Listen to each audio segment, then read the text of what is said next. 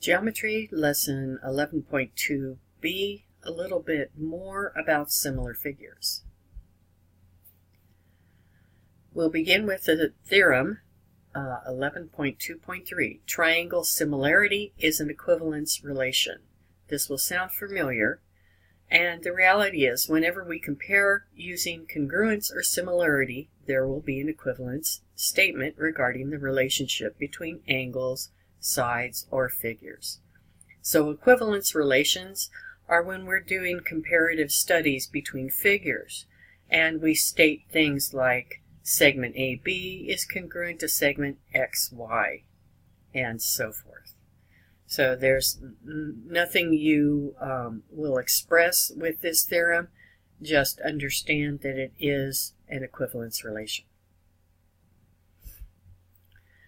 So in the last video we talked about the three methods to prove triangles similar, and here they are on a chart. You should have something like this in your notes. So you have the AA similarity postulate, side similarity theorem, and the side angle side similarity theorem. So there are three of them. Each one deals with a different thing. So with AA, you need to prove that there are at least two angles congruent between the triangles. In side, you'll need to prove three equal proportions. And then you'll be able to state the congruence of the triangle. In side angle side, you will prove one angle and two proportions. So be sure you write something like that in your notes. Let's take a look at some additional exercises. This one asks us to name three pairs of similar triangles in the figure and justify your reasoning. In this figure, we have a larger triangle, ABC. We also have a smaller triangle, and I've broken these in two, ADB, that's right here. And we also have another smaller triangle, BDC. Now, I inverted these or moved them around so that they're in the right direction. The only one that's not in the right direction is ABC. It's actually flipped.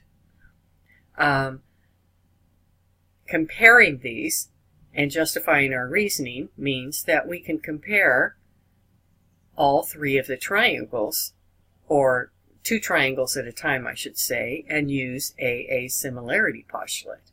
So ADB compares to the larger triangle ABC, but it also compares to the smaller triangle BDC. How do we know that they compare?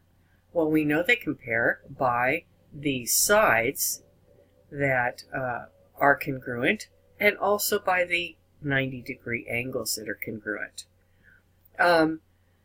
Triangle ADB, and this is the smaller,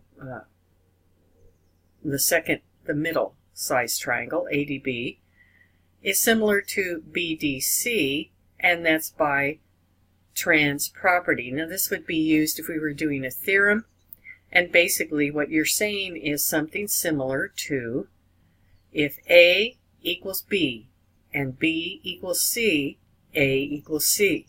Do you remember that property? Well, that's what you're saying with the triangles. If the larger triangle is congruent or similar to the medium triangle, and the medium triangle is congruent to the smaller triangle, that means that the larger triangle is, and I said congruent, I meant similar, means that the larger triangle is similar to the smaller triangle, and that's trans property.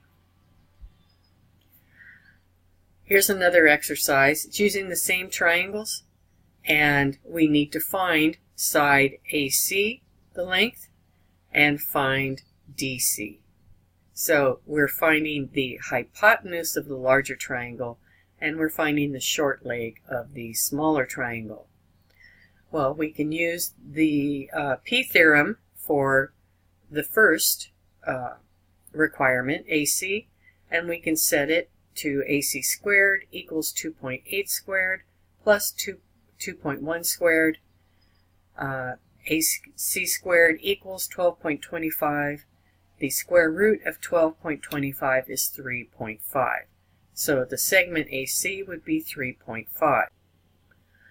So with the same triangles, what we're going to do is solve for a side. So we'll be finding DC, and DC, as you can see, has no value, and it also doesn't compare to a part of the triangle that does. So what we'll be doing is setting up a proportion, and I'm going to set up AC to BC because we now have values for AC, and let me write the value in there that we just solved for. And we know that AC now is 3.5.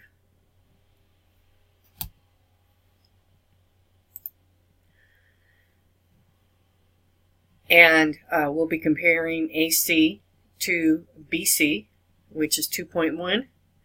And in this triangle, we'll compare BC to DC, the proportion that we want. So filling in all the proportions numerically, we end up with 3.5 DC equals 2.1 squared, and DC equals 4.41. If we divide both sides by 3.5, the length for DC is 1.26.